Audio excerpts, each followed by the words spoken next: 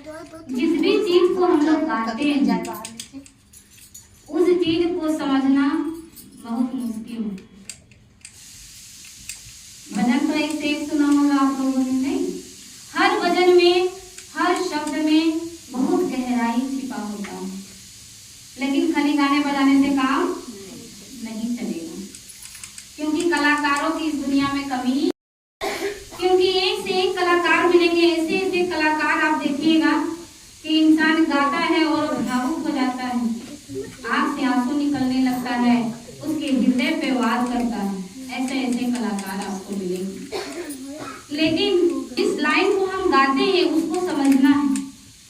हमने अभी भजन गाया, सत्य संगत जग साधु, सत्य संगत जग साधु, काशी नहाए मथुरा नहाए, नहाए हरिद्वार, चारों धाम तीर्थ फिर आवे, मन का नहीं सुधार। आप लोग देखिए, तीर्थ धाम करने के लिए जाते हैं, जाते नहीं जाते हैं? जाते हैं। क्यों जाते हैं? कोई ना कोई मन में जरूर लालसा होगी, होगी कि नहीं होगी? आप लोग तीर्थ जाते हैं तो कुछ ना कुछ तो मन में सोच के तो जाते हैं ना, नहीं जाते हैं? जाते हैं, सोचिए जाते हैं। क्या सोचकर जाते हैं? क्या सोचकर? कुछ तो सोचते होंगे कि हम तीर्थ में जाएंगे, काशी में नहा लेंगे, मथुरा में नहा लेंगे, थोड़ा प्रयागराज में नहा लेंगे, गंगा जी में डुबकी लगा लेंगे, तो क्या होगा? क्या होगा? पाप धुल जाएगा। यही तो सोचते हैं, इससे ज्यादा कुछ नहीं सोचते हैं। ठीक है, सोचते हैं कि नहीं कि हम जब उसमें डुबकी लगाएंगे तो क्या होगा? हमारा जो पाप है वो क्या होगा? धुल जाएगा। लेकिन हमारा विचार तो बहुत कुछ करता है, लेकिन हमारे महान पुरुष क्या कहते हैं और हमको शुद्ध होने का, पाप धुलने का बहुत आसान तरीका बताते हैं। ध्यान से सुनेंगे, बात तो बाद में भी हो जाएगी। ये सत्संग है 1 घंटा मात्र, ज्यादा नहीं। पता नहीं आपके जीवन को कहां से कहां बदल दे। वहां पर हम लोग यही सोच कर जाते हैं कि हमारा पाप क्या होगा? धुल जाएगा। लेकिन आप विचार कीजिए कि जो गंगा में हम लोग डुबकी लगाते हैं, 1 दिन के लिए जाते हैं तीर्थ, 1 दिन के लिए जाते हैं और उसमें डुबकी लगा करके हम सोचते हैं हमारा पाप क्या हो गया? धुल गया। लेकिन विचार कीजिए कि उस गंगा में रहने वाले, उस काशी में रहने वाले छोटे छोटे जीव जंतु होते हैं कि नहीं होते हैं? उस पानी में कितने सारे जीव रहते हैं, मेढक, मछली, केचुआ, जो भी बोलिए, बहुत सारे रहते हैं। तो हमारे महान पुरुषों ने क्या कहा है कि अगर नहाने धोने से पाप धुल जाता तो वो तो दिन रात उसी में डूबे रहते हैं, तो उनका पाप भी धुल जाना चाहिए।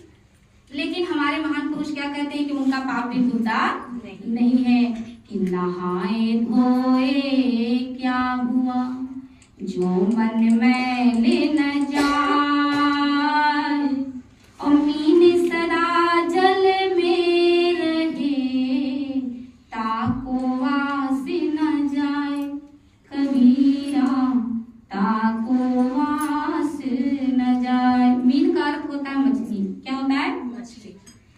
हमारे महान पुरुष कहते हैं कि मछली सदा जल में रहती है, और मछली के शरीर से एक अजीब तरह की बदबू आती है ना। तो हमारे महान पुरुष क्या कहते हैं कि उस गंगा में रहने वाले मछली के शरीर की बदबू तक नहीं जाती। सोचिए, वो बाहर की बदबू है, और जब बाहर की बदबू नहीं जाती है तो हमारा मन का मैल कैसे धुल जाएगा? धुल जाएगा? नहीं धुलेगा। तो चारों धाम तीर्थ फिर आवे, मन का नहीं सुधार। माने कितना भी तीर्थ कर लीजिएगा तो ये मन का सुधार होने वाला नहीं है। ये हमारा एक धर्म है कि हम गंगा जी में क्या करके आ गए? नहा करके अपने पाप को धुल करके आ गए। तो ये आप ही तक सीमित रहेगा। लेकिन मन के मैल को धुलने के लिए हमारे महान पुरुष ने बहुत अच्छा बात बताया। कहाँ धुलते हैं मन का मैल? कौन सी गंगा में? कि सत्य संग की गंगा में जो डुबकी लगाते हैं, जो डुबकी लगाते हैं,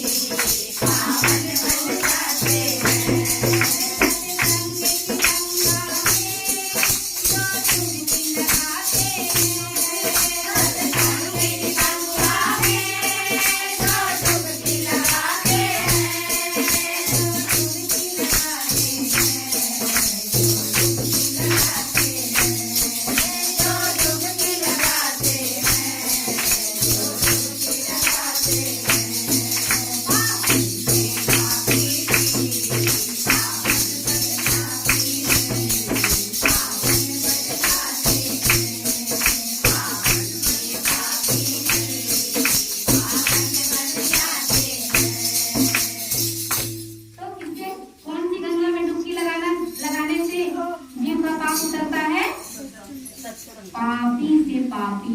देखिए तीर्थ में जाते हैं पापी धुलने के लिए और कोई उसका सिद्धांत नहीं होता। जो लोग थोड़ा वृद्ध हो जाते हैं, उम्र भर जाते हैं, तो सोचते हैं कि चारों धाम कर लें, क्या पता है जीवन का कोई भरोसा नहीं है। सोचता है कि वो सोचते हैं कि अगर थोड़ा बहुत भी हमारे जीवन में जो पाप किए हैं वो तीर्थों में जाकर के क्या हो जाएगा, भूल जाएगा। इसीलिए लोग तीर्थ स्नान करते हैं। लेकिन सबसे बड़ी तीर्थ स्थल ये है सत्संग की गंगा। इसमें जो भी गोता लगाते हैं, जो डुबकी लगाते हैं, कितना भी पापी क्यों ना हो, उसका जीवन पावन हो जाता है, मन पवित्र हो जाता है। और जब मन पवित्र हो जाता है तो भगवान का दर्शन होने में देर नहीं लगता है। मन तो तभी पवित्र होगा जब सत्संग सुनेंगे, क्योंकि सत्संग का जो शब्द होता है वो आपके पापों को काटते रहते हैं। क्या करते हैं? काटते रहते हैं। और काटते काटते सुनते सुनते सुनते सुनते किसी को बहुत देर से समझ में आते हैं, किसी को जल्दी आ जाता है, किसी को पूरा जिंदगी लग जाता है, तब भी नहीं समझ पाते हैं। क्यों? क्योंकि पूर्व जन्म की पाप से, किससे? पूर्व जन्म की पाप से हरि चर्चा न सोहाय, और जैसे ज्वर की बेग से भूख विदा हो जाए।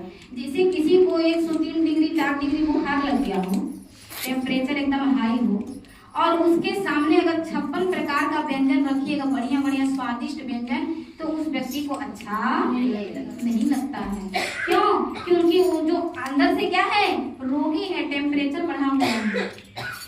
इसीलिए अच्छा भोजन भी उनको अच्छा लगता नहीं है। और जो स्वस्थ व्यक्ति है उसके सामने बढ़िया से चटनी रोटी भी रख देते हैं तो बड़ी मजे से खा लेते हैं, बड़ी टेस्टी।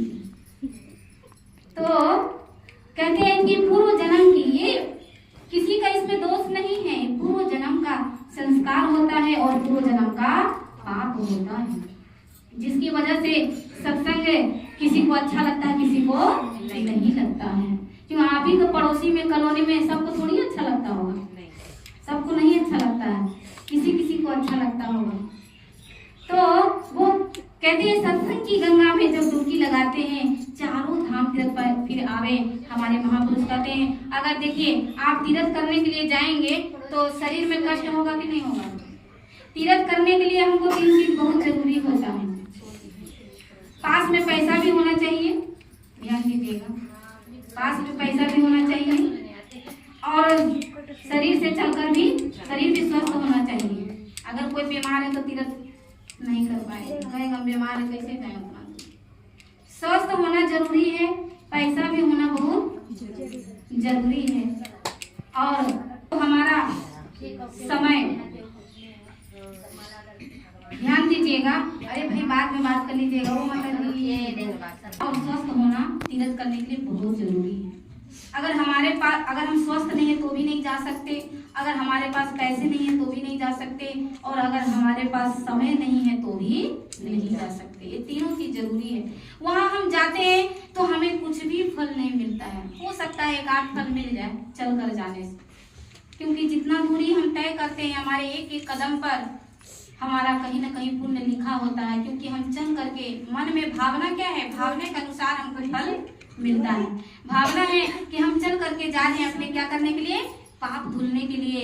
लेकिन वहां पर जब जाते हैं ना, अरे भैया थोड़ा कम कर दो, जब वहां जाते हैं रास्ते भर में क्या होता है, जैसे मान लीजिए, ध्यान दीजिएगा, जैसे मान लीजिए 10 लोग प्लानिंग किए कि हम लोग कहाँ जाएंगे, काशी। सब लोग गाड़ी बुक किए, बढ़िया से पैसा मिलाए, सब लोग समय भी दिए। अगर 4-5 लोग आनाकानी में कर दिया कि नहीं जाएंगे, तो अब जो 4-5 लोग बचे हैं तीर्थ करने जा रहे हैं, वो लोग पूरे रास्ते जो है अड़ोसी की, पड़ोसी की, बगल की बात करते, निंदा चुगली करते हुए कहाँ पहुंच जाते हैं, काशी पहुंच जाते हैं। कहाँ? हाँ, मथुरा, प्रयागराज। एक दूसरे की निंदा चुगली करते करते कहाँ पहुंच जाते हैं, वहां ना गंगा जी नहाने के लिए पहुंच जाते हैं। क्योंकि उसे पता है कि जितना भी पाप करेंगे सारा कहाँ जाएगा, गंगा जी में तो धुल ही जाएगा। इसलिए पूरा रास्ता क्या करते हैं, पूरा रास्ता जो है अब बहुत अच्छा से हम लोग निंदा चुगली करते हुए पहुंच जाते जाते हैं और पता चला वहाँ जा करके एक भी पुण्य नहीं कमाए और क्या करके आ गए, क्योंकि पूरी दुनिया का पाप जो है तीर्थ स्थल में कटता है और तीर्थ स्थल में किया गया पाप का कोई इलाज नहीं होता है। इसीलिए हमारे महापुरुष कहते, हम नहीं कह रहे, हम कहेंगे क्या कह रहे हैं, हमारे महापुरुष कहते हैं कि तीर्थ गए तीन जड़ा मन चंचल चित चोर और एको पाप ना काटिया लादिन 10 मन। कहते हैं कि एक भी पाप नहीं कटा और 10 मन वहां से लाद करके पैसा लगा करके समय खर्च करके और बहुत बढ़िया से वहां से पाप लाद करके क्या कहाँ आ गए, घर में आ गए जी। सब लोग पैर छू के प्रणाम कर रहे हैं, क्या करके आए, तीर्थ यात्रा करके आए, पुण्य करके आ रहे हैं। लोग उसका भी पैर छूते हैं कि थोड़ा पुण्य हमको भी मिल जाए, तो वो पुण्य करे रहेंगे तब ना आपको मिलेगा। और जब वो पापे बटोर के लाए हैं तो कहाँ से मिलेगा जी। तो इसीलिए ध्यान दीजिएगा, हमारे महान पुरुषों ने बहुत ही सुंदर बात कही।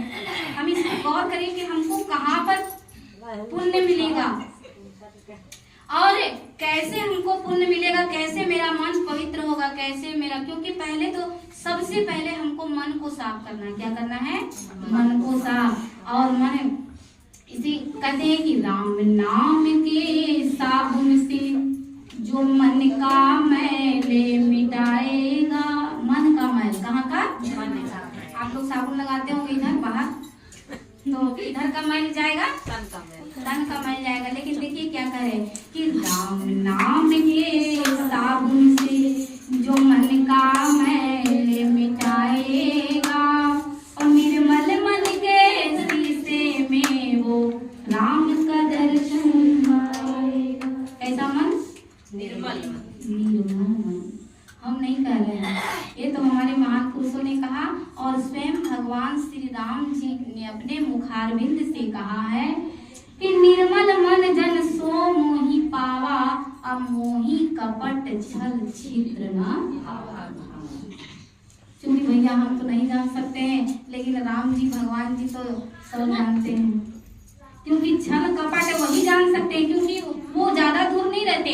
छल कपट कहाँ होता है, हमारे हृदय में, हमारा मन में होता है। और परमात्मा का वास कहाँ होता है, हृदय में, मन में, इसलिए बहुत करीब है। यहाँ आप सोचिएगा नहीं, सोचने में आपको देर हो सकता है पर परमात्मा को पता चलने में देर नहीं लगता है। इसीलिए भगवान कहते हैं मुझे कपटी और छल्ली व्यक्ति पसंद नहीं है। तो दुनिया को तो धोखा दे सकती हैं, दुनिया को तो बेवकूफ बना सकते हैं छल कपट करके, लेकिन भगवान को बेवकूफ नहीं बना सकते, क्योंकि वो सबको देखते हैं, 2 आंख से नहीं देखते, उनको हजारों आंखें देखने वाले। इसीलिए कहते हैं कि छुप नहीं सकते पाप तुम्हारे, छुप नहीं सकते पाप तुम्हारे, ओ मूर्ख इंसान कि सब कुछ देख रहा भगवान, कि सब कुछ देख रहा भगवान।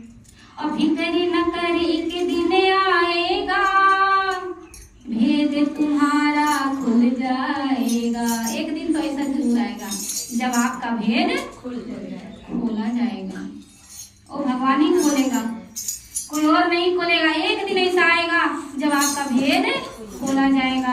अरे तड़प तड़प कर जब निकलेगी तन से तेरे प्राण, कि सब कुछ देख रहा भगवान। मृत्यु भी आसानी से आना बहुत कृपा की बात होती है। आपको पता है मृत्यु कितने कष्ट होता है मृत्यु के समय में, इसलिए लोग भगवान का भजन करते हैं ताकि हम शांति से मर सके, हमें शांति प्राप्त हो, इसीलिए तो करते हैं। अभी कोई व्यक्ति मर जाता है तो क्या कहते हैं, हे ईश्वर, हे प्रभु, उनकी आत्मा को क्या देना, शांति देना। क्यों, हमें शांति चाहिए, जीते जी भी और मरने के बाद भी शांति ही शांति चाहिए। इसीलिए लोग ये शांति ढूंढने कहाँ पहुंच जाते हैं लोग शांति ढूंढने के लिए। तो शांति कहीं और नहीं है, हमारे मन के अंदर है, इसको शांत करना है। और आगे देखिए कितना अच्छा भजन में, ये तो काशी मथुरा नहा लिए, तीर्थ धाम करके आए, मन का सुधार नहीं हुआ। मन का सुधार कहाँ होता है, सत्संग में होता है। जो इस गंगा में डुबकी लगाते हैं उसका मन मन में सुधार आता है। विभिन्न सत्संग ज्ञान नहीं उपजे, कर ले जतन हजार। कितना भी यत्न कर लीजिए, कोई भी उपाय लगा लीजिएगा, लेकिन बिना सत्संग का मनुष्य के ना तो विवेक की जागृति होती है और ना ही उसके अंदर कोई ज्ञान उपजता है। क्योंकि ये बीज है। क्या है? बीज जब खेत में लगाएंगे तभी ना वो उगेगा। अब बीज ही गायब कर देंगे, खेत से मतलब रहेगा, तब क्या होगा जी? चाहे खेत दिन भर कोड़ाई करते रहो, कौन बोल रहा है? कौन मना कर रहा है? करते रहो, दिन भर कोड़ाई करते रहो, बोलेगा हम बहुत मेहनत किए, फल नहीं लगा। बोले फल कैसे लगेगा जब तुमने बीज का ही वहाँ रोपण नहीं किया। इसलिए बीज को पकड़ो, और जब बीज आप बोलेंगे तो फल देना किसका काम है? परमात्मा।